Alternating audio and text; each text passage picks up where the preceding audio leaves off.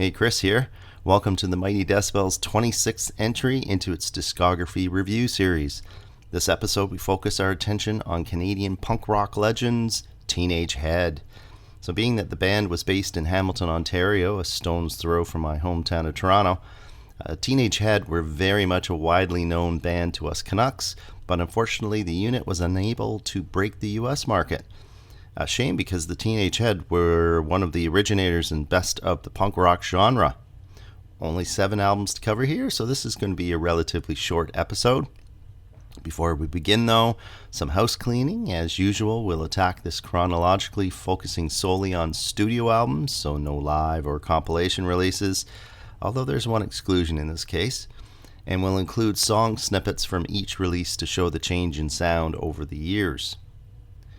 So high school buddies Gord Lewis guitar, Steve Mahan bass, Nick Stipinitz drums, and the irredeemable Frankie Venom on vocals formed the band in 1975 in their native Hamilton, Ontario.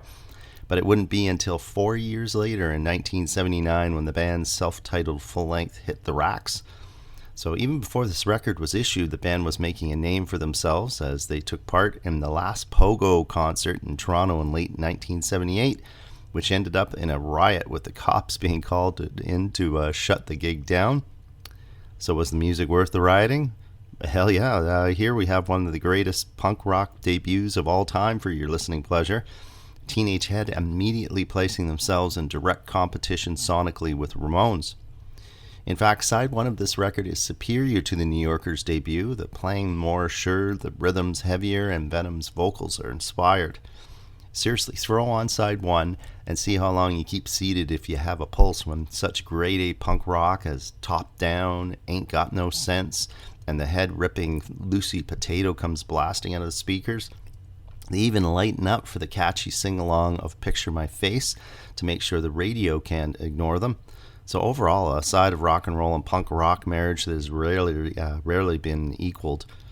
Unfortunately, side 2 doesn't quite live up to side 1's outrageous standards, as only You're Tearing Me Apart can rub shoulders with the first 5 tracks here. However, the rest of the side ain't throwaway. There's the headbanging rocker Little Boxes and closing Kissing the Carpet being especially adequate, while Get Off My Back is a mid-tempo grinder.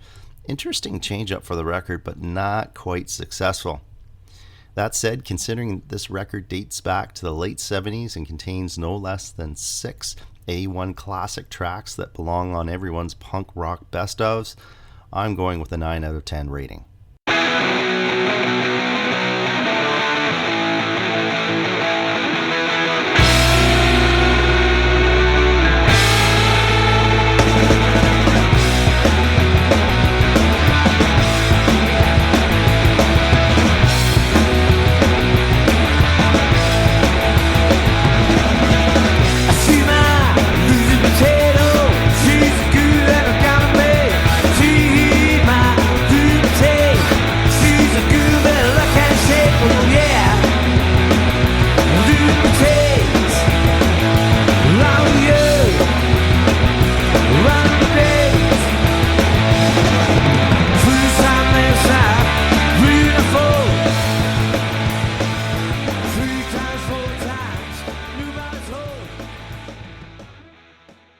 One short year later, in 1980, the band returned with their sophomore, Frantic City. Parallels to the debut on this one, and that side 1 is definitely stronger than side 2, but there's a change in sound here. So whereas the debut was a hard-hitting punk rock album with rock and roll overtones, here the band focused more on the rock and roll side of the equation, as can be heard in the infectious opener Wild One and the Get Off Your Ass perennial set opener Let's Shake, both able to get this jaded headbanger off his feet and dancing, albeit more of the pogo variety. The band once again provide a radio-ready acoustic love song a la the debut's Picture My Face. This edition's Something on My Mind adding sax for effect.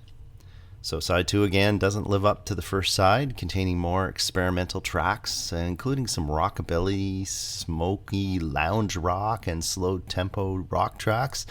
Again, not bad, just inferior to the debut. So overall, another strong outing, but personally, I prefer the band's more aggressive stance of the debut, but can still appreciate the fun time of this one. As a side note, this was the breakout record for the band, selling gold in Canada and even garnering their own good old riot at Toronto's Ontario Place when touring this record. I give this a 7.5.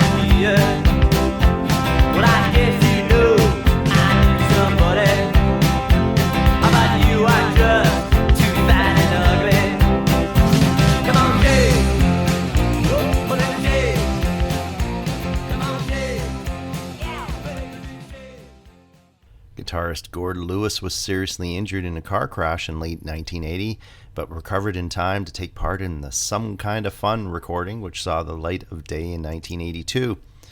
So the band is still in rock and roll mode rather than the outright punk rock, but there's more guitar heft here than was what was found on the more politely recorded Frantic City, a change this headbanger appreciates.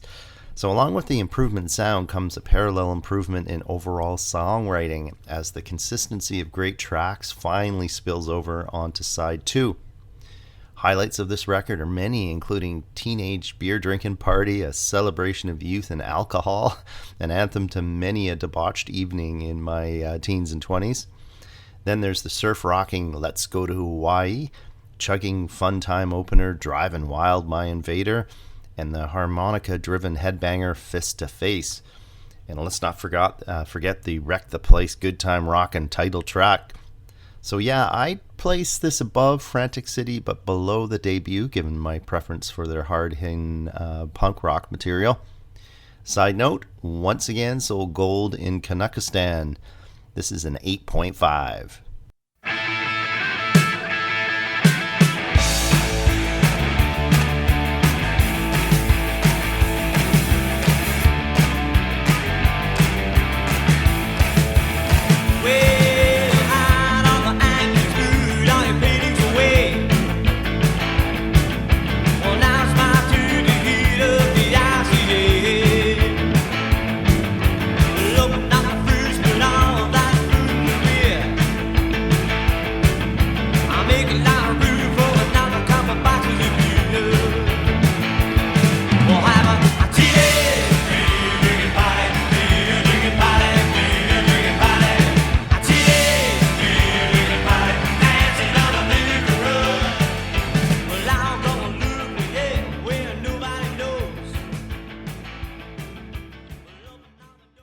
It wasn't until 4 years later in 1986 that Trouble in the Jungle was issued, with the first change in personnel occurring as Dave Rave is added as a second guitarist, and original drummer Nick Stipanitz is curiously noted as quote-unquote a guest musician.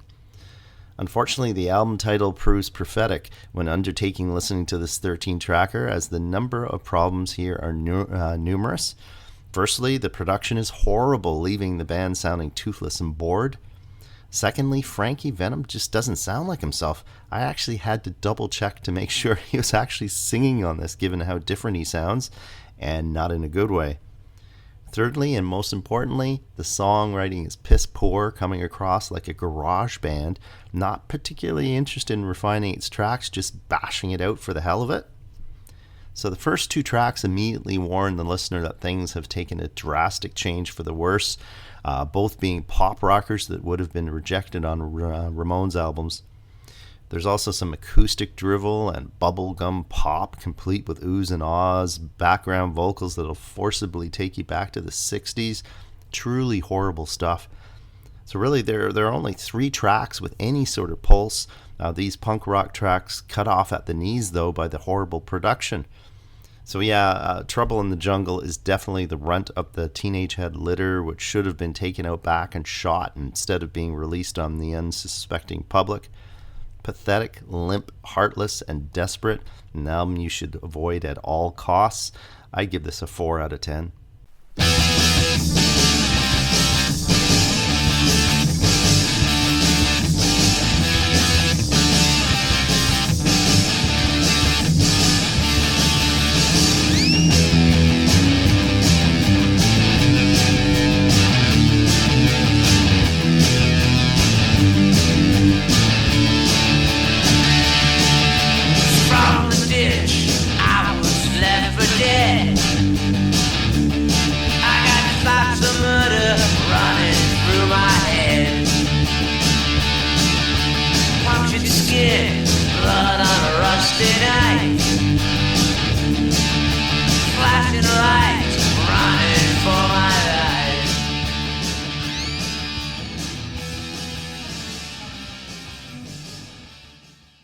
After the Trouble in the Jungle debacle, it wasn't a surprise that Venom left the band to start his own unit with Snippets, jumping ship with him, leaving Lewis to steer the good ship ahead. Taking over the lead vocal duties was Dave Rave for the 1988 electric guitar release. So the good news is that the album was a partial return to form for the band, most tracks sporting the hybrid 60s rock and roll Ramones sound the band was known for. Further, the production is much improved compared to the previous record, this one allowing the energy and charm of the band to shine through. So highlights here are the punk rock rave of Your Sister Used to Love Me and closer You're the One I'm Crazy For, a full-on typical Teenage Head ripper. On the negative side, while Rave's vocals are solid and professional, his smooth delivery seems out of place, making me long for Frankie to return to his rightful spot, spitting out the venom. Further, Teenage Doll is a good song, but it's hard to ignore its similarities to their hit Let's Shake track. They should have changed this one up a bit. It suggests that Lewis may have been running out of ideas. That said, electric guitar was undoubtedly a writing of the ship, bringing back validity to the Teenage Head name. Well done. I'd give this a 6.5.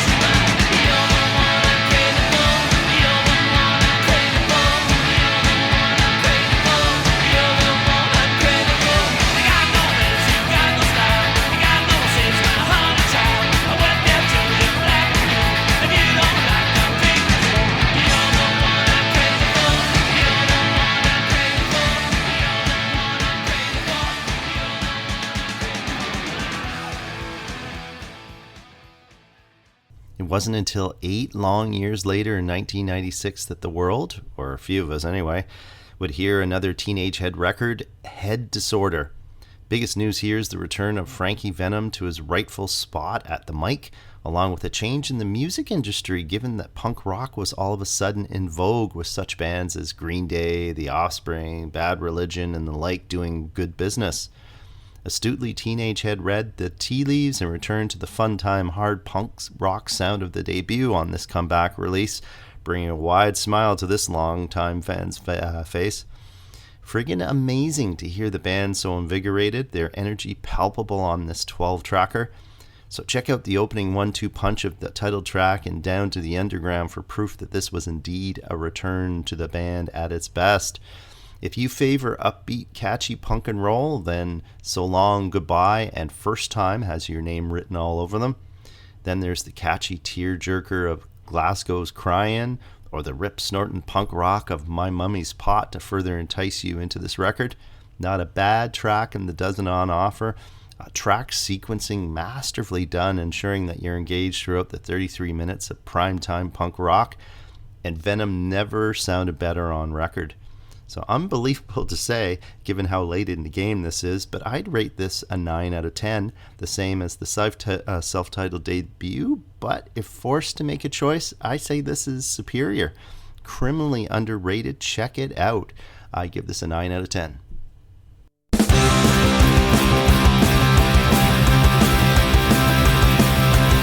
I thought that I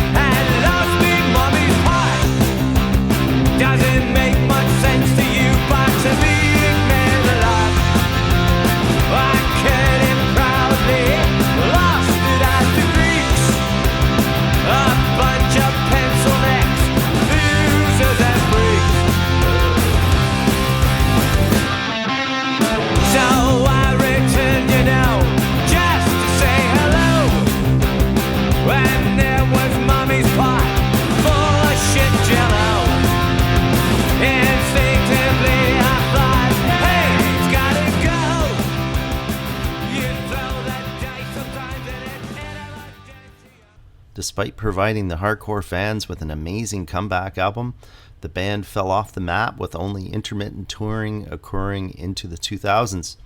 However, in 2003, the band get together to re-record some previously issued tracks with the legendary Marky Ramone at the drum stool. The band picked up the drummer at the Toronto airport, only to find that longtime Ramones producer Daniel Ray was also in tow to make sure that the recording went off without a hitch. For whatever reason, the album didn't get released for another 5 years in 2008. And what a fabulous album this is for those who can get their hands on it. It's called Teenage Head with Marky Ramone, by the way. Firstly, the song selection is immaculate, focusing on the hard-hitting punk rock side of the Teenage Head discography. Every album except the insipid Trouble in the Jungle is represented, with the first album having a weighty 6 tracks recorded, fully 50% of the album. Secondly, Marky's unique drumming style applied to tracks I've consumed hundreds of times before is a hoot to hear. Considering that the track selection here leaned heavily on the Teenage Head's more Ramones-like material, the teaming of the two works extremely well. And thirdly, this acts as a best-of collection, but unlike most other similar packages, it doesn't have wildly differing sound values throughout, with Daniel Ray's production being consistent, clear, and punchy throughout. This is so good that I have to assign it a perfect 10 out of 10 score. It's Teenage Head perfection. It's the only band that I can think of where a compilation is my fave record of the discography.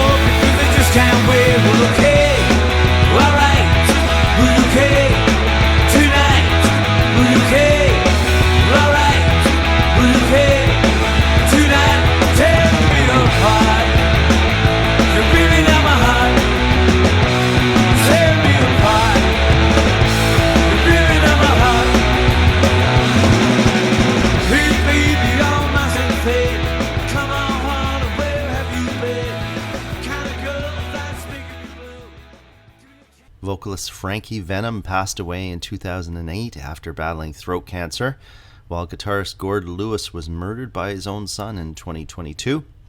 Despite this, Teenage Head are still active on the live front, with bassist Steve Marshall being the lone original on board. So whether new recorded material will come about is anyone's guess at this time. So there you have it, the discography review of the rough and rowdy Teenage Head. I hope that this entices you to check out some of their albums. So remember to check out our website, www.themightydecibel.com, for all your metal and punk needs. Have a great one, eh?